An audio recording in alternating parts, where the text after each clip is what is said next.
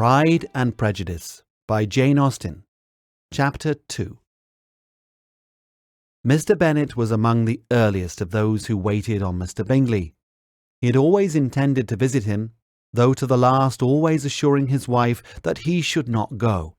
Until the evening after the visit was paid, she had no knowledge of it. It was then disclosed in the following manner.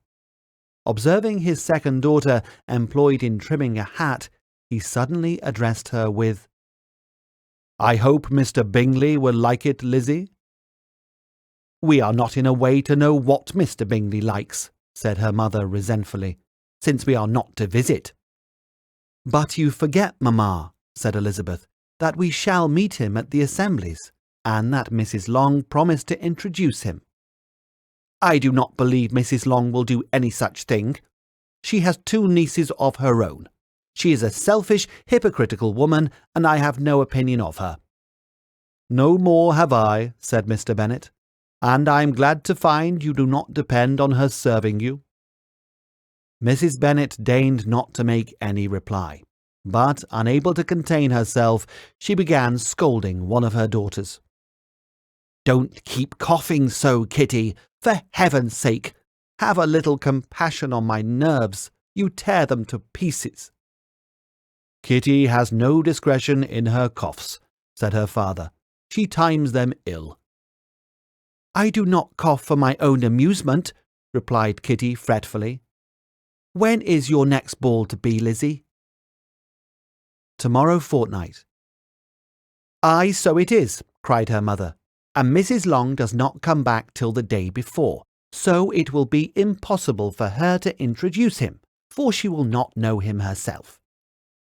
"Then, my dear, you may have the advantage of your friend and introduce Mr. Bingley to her." "Impossible, Mr. Bennet, impossible. When I am not acquainted with him myself, how can you be so teasing?"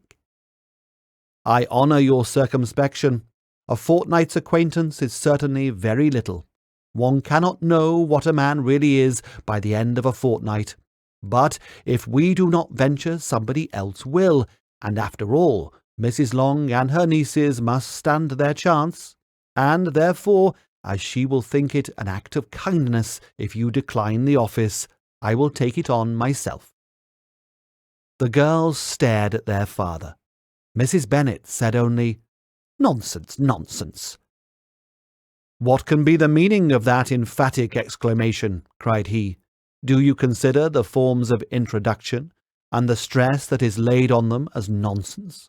I cannot quite agree with you there. What say you, Mary? For you are a young lady of deep reflection, I know, and read great books and make extracts." Mary wished to say something sensible, but knew not how. While Mary is adjusting her ideas, he continued, "Let us return to Mr. Bingley." "I am sick of Mr. Bingley," cried his wife. "I am sorry to hear that, but why did you not tell me that before? If I had known as much this morning, I certainly would not have called on him. It is very unlucky, but as I have actually paid the visit, we cannot escape the acquaintance now." The astonishment of the ladies was just what he wished, that of Mrs. Bennet perhaps surpassing the rest, though, when the first tumult of joy was over, she began to declare that it was what she had expected all the while. "How good it was in you, my dear Mr. Bennet! But I knew I should persuade you at last.